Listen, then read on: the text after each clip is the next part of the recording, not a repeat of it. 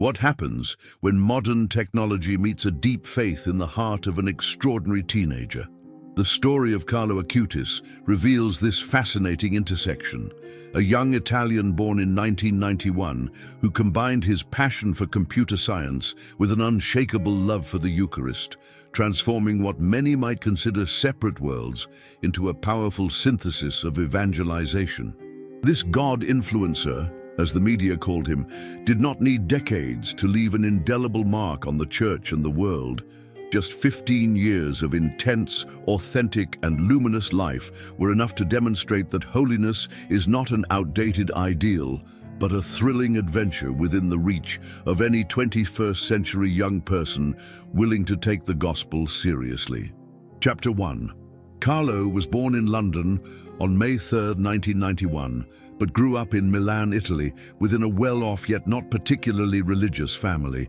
However, from a very early age, he showed a special inclination toward the things of God, surprising everyone with his desire to enter churches simply to greet Jesus.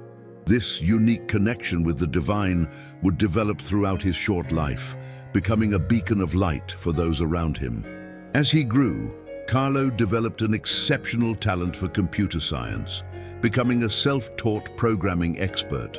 What was extraordinary was not only his talent, but also how he chose to put it at the service of the faith.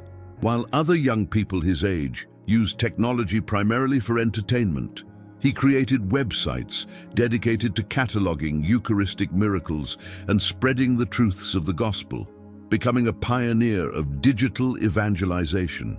His teenage room reflected this duality that made him unique. Alongside his computer and technological devices, he had images of the Virgin Mary and of the saints he admired. For Carlo, there was no contradiction between being a modern young person and being profoundly Catholic. On the contrary, he used the former as a vehicle to authentically live out the latter. Carlo's secret resided in his ability to see beyond the material and the temporal. He used to say, "Everyone is born an original, but many die as photocopies," inviting his contemporaries to discover their unique vocation according to God's plan, instead of merely following passing trends. This wisdom, unusual for someone so young, emanated from his intimate relationship with Christ, whom he encountered daily in the Holy Eucharist. Chapter 2. Blessed Childhood. The early years of Carlo Acutis' life were marked by signs of an exceptional spirituality that astonished his family. Born into an Italian family temporarily residing in London for work reasons, little Carlo manifested from his very tender childhood a special love for God that seemed innate rather than learned. His parents, Andrea Acutis and Antonia Salzano, recall how, at the age of 3, Carlo already asked to visit churches while strolling through Milan. Upon entering, he insisted on stopping at the tabernacle to greet Jesus, as he would say with childlike simplicity. This spiritual connection, unusual in a child so young, left not only his family but also the priests who knew him perplexed, as they perceived something extraordinary in him. Marian devotion also blossomed early in his heart. Carlo had a special relationship with the Virgin Mary. He collected cards and images of the Mother of God and prayed the Rosary daily, a practice he would maintain throughout his life. This Marian devotion would become one of the fundamental pillars of his spirituality.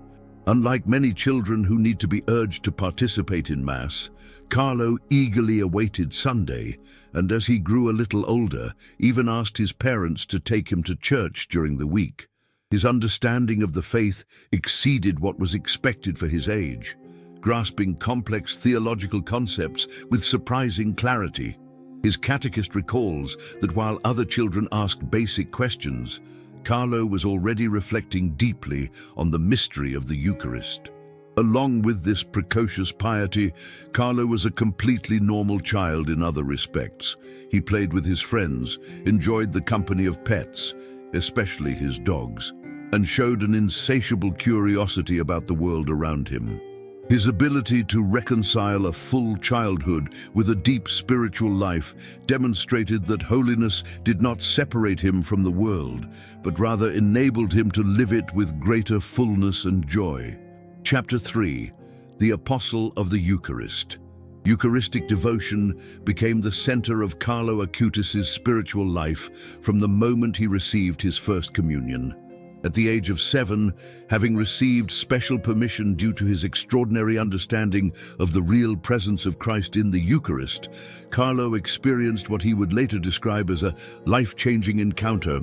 From that moment on, he established an unbreakable routine: daily attendance at Holy Mass and Eucharistic adoration. "The Eucharist is my highway to heaven," he declared with conviction. This phrase, which would become one of his best-known mottos, reflected his deep understanding of the sacrament as the most direct means for union with God. For Carlo, every communion was a moment of true intimacy with Christ, an experience he did not want to miss for a single day in his life. His mother, Antonia, recalls that even during family trips, the first thing Carlo would do was locate the nearest parish to ensure he could attend Mass.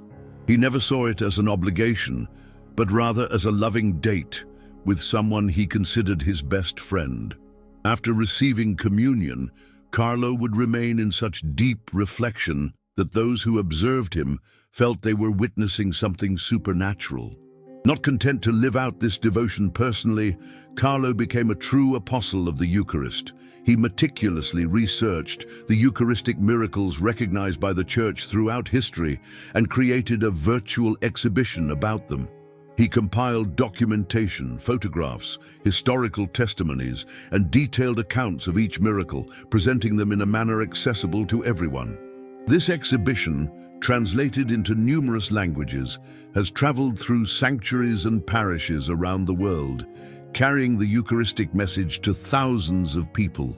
His love for this sacrament also led him to a life of frequent Eucharistic adoration. Carlo spent hours in front of the Blessed Sacrament, absorbed in prayer. "When we are before the Blessed Sacrament," he explained to his friends, "we can become saints. Jesus hides behind the appearances of bread to help us approach him with confidence." This intimacy with Christ in the Eucharist shaped his character, endowing him with a peace and joy that everyone noticed in his daily interactions. Chapter 4. Evangelist of the 21st Century. In an era when the internet was beginning to radically transform society, Carlo Acutis sensed its potential as a tool for evangelization.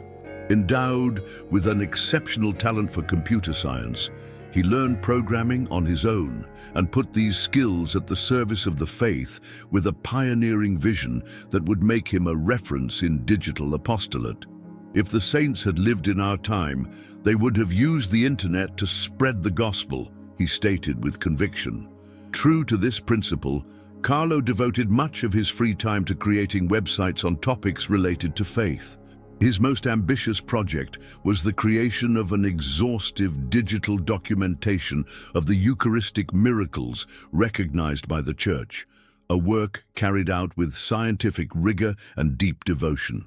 This young man understood that the digital language was the language of his contemporaries, especially the youth. With patience, he explained to his less technologically inclined friends how to create profiles on social networks and websites to share Catholic content. The internet can be used to build or to destroy, to uplift or to degrade, he used to say, inviting everyone to use new technologies responsibly and for evangelization. The originality of Carlo's apostolate lay in his ability to present the eternal truths of the faith using contemporary media. He did not just digitize traditional content, he adapted it to the audiovisual language and interactive possibilities of the internet. He created infographics, presentations, short videos, and other resources that made the Catholic doctrine accessible to people of all ages, especially to his peers. His room became a small digital production center where he spent hours researching, designing, and programming. For Carlo, this work was not just a hobby, but a genuine mission. "The Lord has given us talents to put them at the service of others," he explained to those amazed by his dedication. This pioneering work in digital evangelization, carried out years before the institutional church fully recognized the importance of an online presence, makes him a natural prophet and patron of Catholic communication in the digital age. Have you ever wondered if it is possible to live with authentic Christianity in the midst of our hyper-connected, technological world?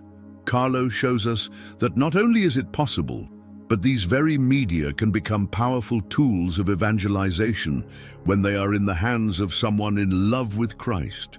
We invite you to reflect. What specific talents has God given you that you could put at the service of others? In what way could you, like Carlo, use the tools of your time to bring others closer to the faith? Share your experience in the comments and join this conversation about how we can be, following Carlo's example, original according to God's plan in our own contexts and realities. Chapter 5. Friend of the needy. Carlo Acutis' love was not confined to the virtual realm. It was concretely manifested in an overflowing charity toward those most in need. Born into a well-off family, Carlo never clung to material goods, considering them instruments to serve others rather than personal possessions. His generosity was evident in everyday gestures that revealed a deeply compassionate heart. From a very young age, Carlo showed a special sensitivity toward the homeless people he saw on the streets of Milan. He would use his pocket money to buy them food, and as he grew older, he began to bring them sleeping bags and warm clothes during Milan's harsh winters. His mother recalls how on occasions, Carlo would insist on stopping to talk with these people, taking a genuine interest in their stories and offering them not only material help, but also human warmth and dignity. At school, Carlo was known for defending marginalized or bullied classmates. When a child with a disability was excluded from activities, Carlo naturally integrated him into his circle of friends. If any student was the object of ridicule, he would intervene firmly yet without aggression, earning the respect of both teachers and students for his moral integrity. His commitment extended also to the lonely elderly in his neighborhood. He regularly visited an elderly neighbor, helping her with her shopping and patiently listening to her memories. "The elderly are living books," he would comment, "and often no one takes the time to read them." This sensitivity toward older people revealed an extraordinary spiritual maturity. Service to the poor was not an occasional activity for Carlo. It was an integral part of his Christian life. "The measure of a person's greatness," he used to say, "is in their ability to give of themselves to others, especially to those who cannot repay." This conviction, lived naturally and without ostentation, made Carlo a true disciple of him who said, "Whatever you did for one of these least brothers of mine, you did for me." Chapter 6. Extraordinary Virtues. Carlo Acutis' holiness was manifested in extraordinary virtues that lived naturally, permeated every aspect of his daily life.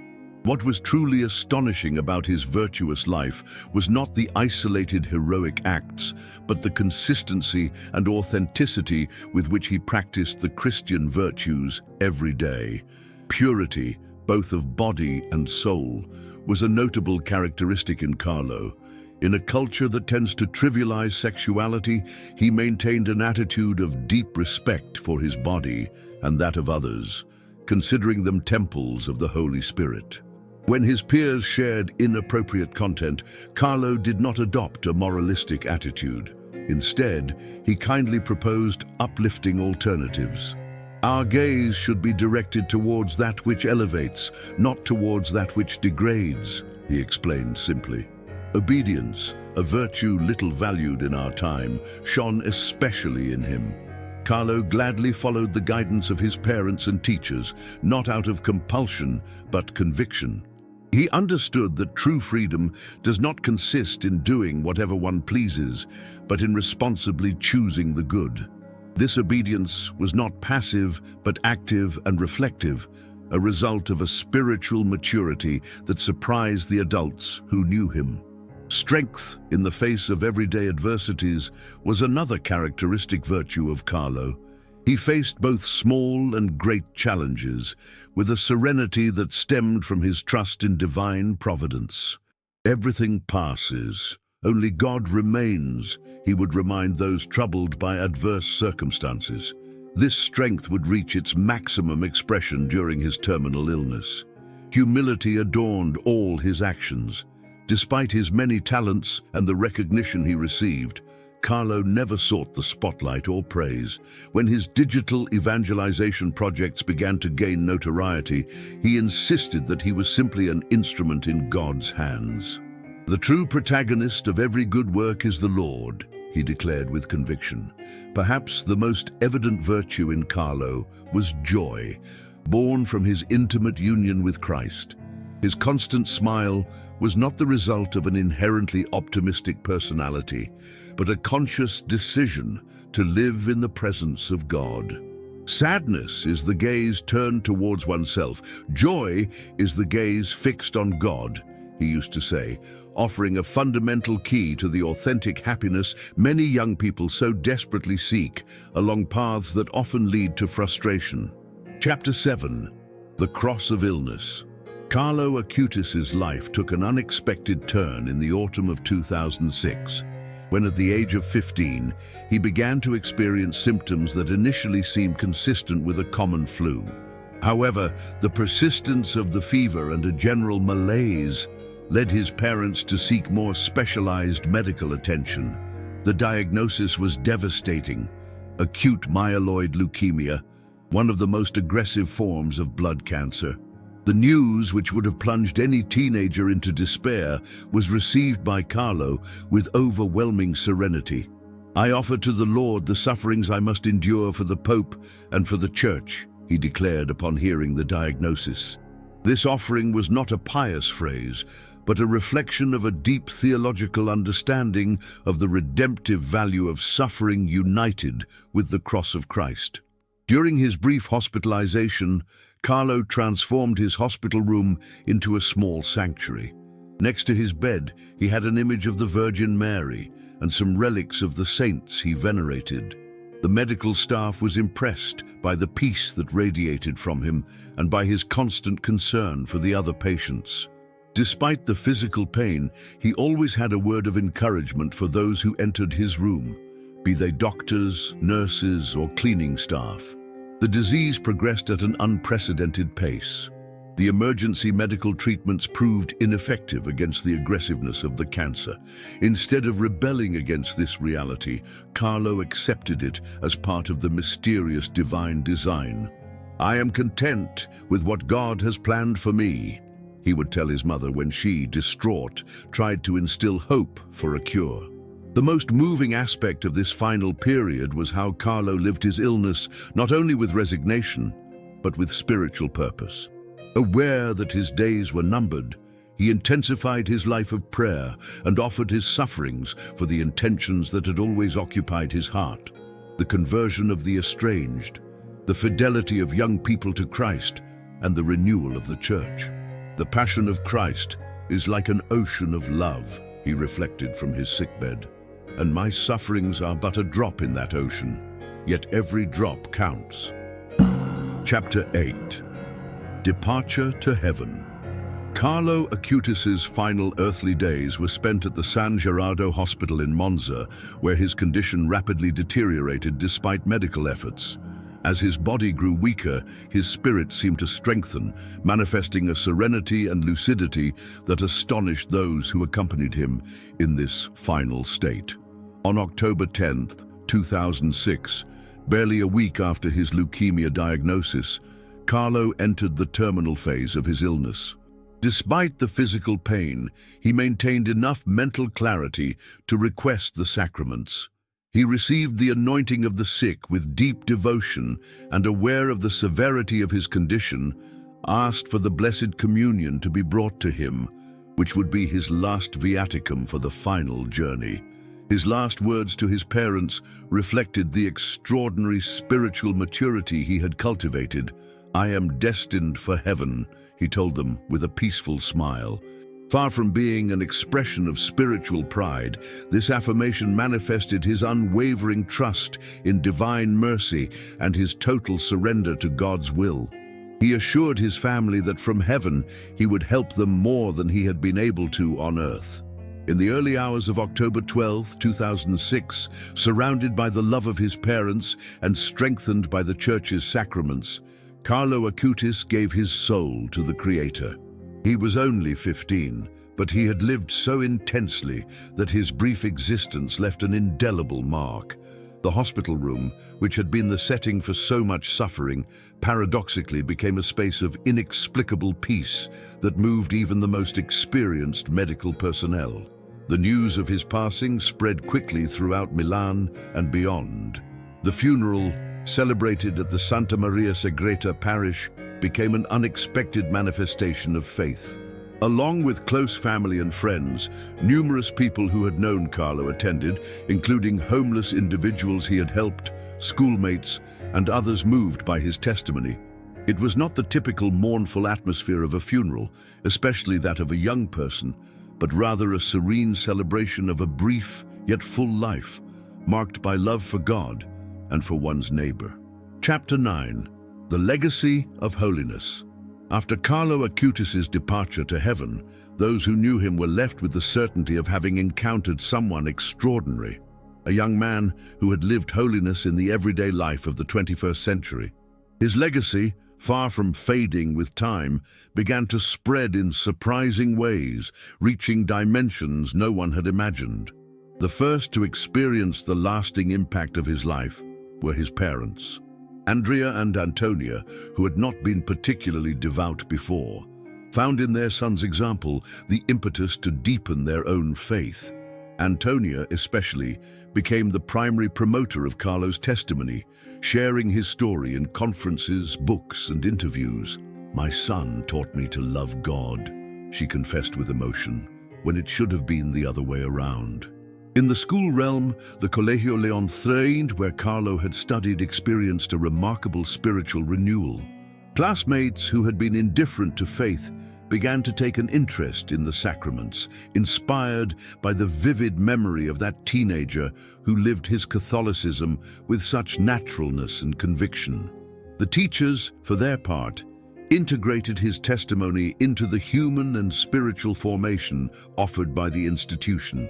The exhibition on Eucharistic miracles that Carlo had created took on a new dimension after his passing. Officially adopted by several dioceses, it began to travel through parishes, schools, and Eucharistic congresses around the world. Thousands of people, especially young ones, were touched by this work that combined historical rigor, catechetical sensitivity, and a passion for the Eucharist. Many conversions and vocations, both priestly and religious, arose from contact with this exhibition. Particularly significant was the impact in Assisi, a city Carlo had frequently visited and where, at his express wish, he was buried. The shrine that houses his tomb became a place of pilgrimage, attracting visitors from all over the world who came to entrust their intentions to this extraordinary young man. The ecclesiastical authorities in the city, surprised by this spontaneous phenomenon, facilitated spaces to welcome pilgrims, following in the footsteps of the one who was beginning to be called the Millennial Saint. Perhaps the deepest legacy of Carlo lies in the hearts of countless young people who, through his testimony, discovered that holiness is not an unattainable goal reserved for figures of the past, but a living and current vocation compatible with the realities and challenges of the contemporary world. Like a seed that dies to bear fruit, Carlo's brief life continues to generate abundant spiritual life, confirming the words of Tertullian, "The blood of the martyrs is the seed of Christians." Chapter 10. The Road to the Altars. The beatification process for Carlo Acutis began with unusual speed, driven by the fame of holiness that surrounded him and by the numerous testimonies of thanks received for his intercession. On May 13, 2013, barely 7 years after his passing, the Archbishop of Milan, Cardinal Angelo Scola, officially opened the beatification cause by establishing a diocesan tribunal to investigate his life, virtues, and reputation for holiness. The diocesan phase of the process advanced at an unusually rapid pace. Hundreds of witnesses, from close family and friends to people who had only known him briefly, provided consistent testimonies about Carlo's extraordinary spiritual life. The theological experts who analyzed his writings, primarily digital, found in them an impeccable orthodoxy and a surprising depth for someone so young. On July 5, 2018, Pope Francis signed the decree recognizing the heroic nature of Carlo's virtues, bestowing upon him the title of Venerable. This official recognition by the Church confirmed that Carlo had lived the Christian virtues to a heroic degree, making him a valid model for all the faithful, especially for the young in the digital era. For beatification, the Church additionally required a miracle attributed to his intercession. This came in 2010, when a Brazilian child from the Archdiocese of Campo Grande, who suffered from a rare congenital pancreatic anomaly, was inexplicably cured after touching a relic of Carlo, a fragment of one of his t-shirts, and through the prayer of his family. The case was subjected to rigorous medical and theological scrutiny, confirming its inexplicable nature from a medical scientific standpoint.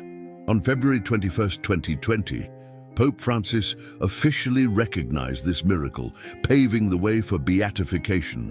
Despite the restrictions imposed by the COVID-19 pandemic, the beatification ceremony was celebrated on October 10, 2020, at the Basilica of San Francesco in Assisi, presided over by Cardinal Agostino Vallini on behalf of the Holy Father. The chosen date was not coincidental. It coincided with the anniversary of Carlo's death. The beatification of Carlo Acutis had a global media impact, transcending even Catholic circles. Numerous secular media outlets highlighted the figure of this God influencer, emphasizing how he had used modern technology to spread eternal values.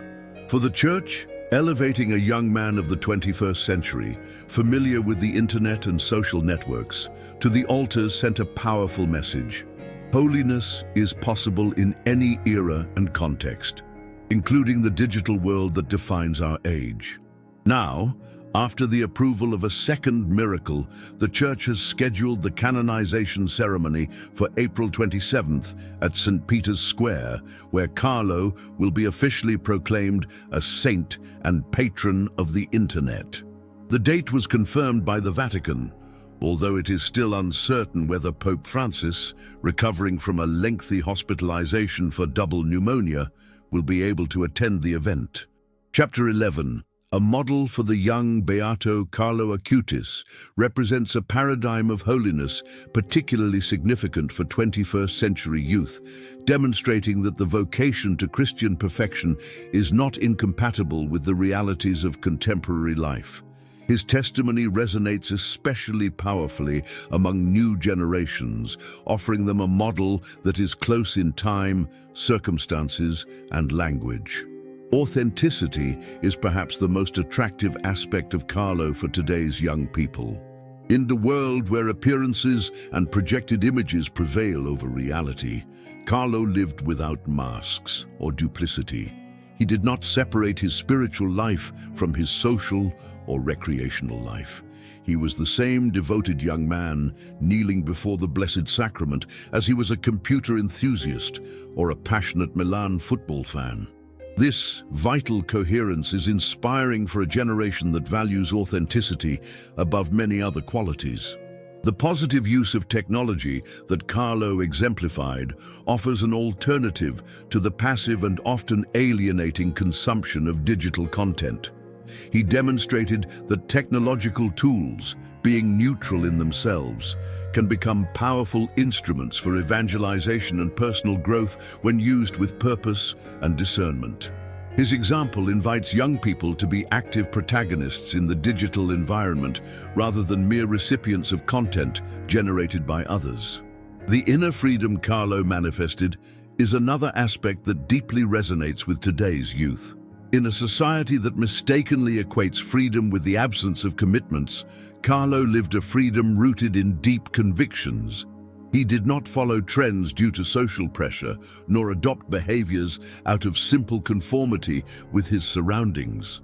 His well-known phrase, "Everyone is born an original, but many die as photocopies," reflects this call to authentic freedom, founded on fidelity to one's own vocation. Carlo's ability to build meaningful relationships, both in person and virtually, offers a counterpoint to the paradoxical loneliness of a generation that is hyper-connected digitally, but often emotionally isolated. His friendship was neither superficial nor utilitarian. He genuinely cared about people, listened attentively, and was always available to help. This capacity for authentic human connection, along with his ease for intercultural and interreligious dialogue, makes him a model for building communities founded on mutual respect and understanding. Finally, the joy that characterized Carlo is a powerful testimony for a generation marked by rising rates of anxiety and depression. His joy was not the result of favorable external circumstances, but of a living relationship with Christ that permeated his entire being. Sadness is the gaze turned toward oneself. Joy is the gaze fixed on God, he used to say, offering a fundamental key to the authentic happiness that many young people so ardently seek on paths that often end in frustration. Chapter 12. The Miracle of the Incorrupt Heart. The most extraordinary manifestation of Carlo Acutis' holiness was revealed in 2019 when ecclesiastical authorities decided to transfer his mortal remains to a more accessible place within the shrine of the Expiation in Assisi, to allow the increasing number of faithful to venerate him. When the tomb was opened 13 years after his passing, those present witnessed a phenomenon that left them speechless. Carlo's body was in a state of incorruptibility. This phenomenon, known in Catholic tradition and frequently associated with saints of various eras, had a profound impact on the community of believers and attracted the attention of media around the world.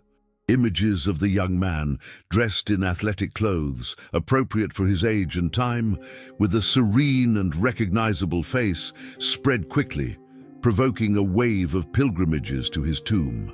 The medical experts who examined the body confirmed that, although it was not a total incorruptibility, the state of preservation was notable considering the time elapsed and the absence of special embalming treatments. Particularly significant was the condition of his heart, which remained intact, as if symbolizing the burning charity that had characterized Carlo's brief earthly life. The Church, always prudent in interpreting these phenomena, has not officially pronounced on the miraculous nature of Carlo's incorruptibility. However, many of the faithful have seen in this fact a providential sign. The young man who had made the Eucharist, the body of Christ, the center of his existence, was granted the preservation of his own body as a lasting testimony to his message.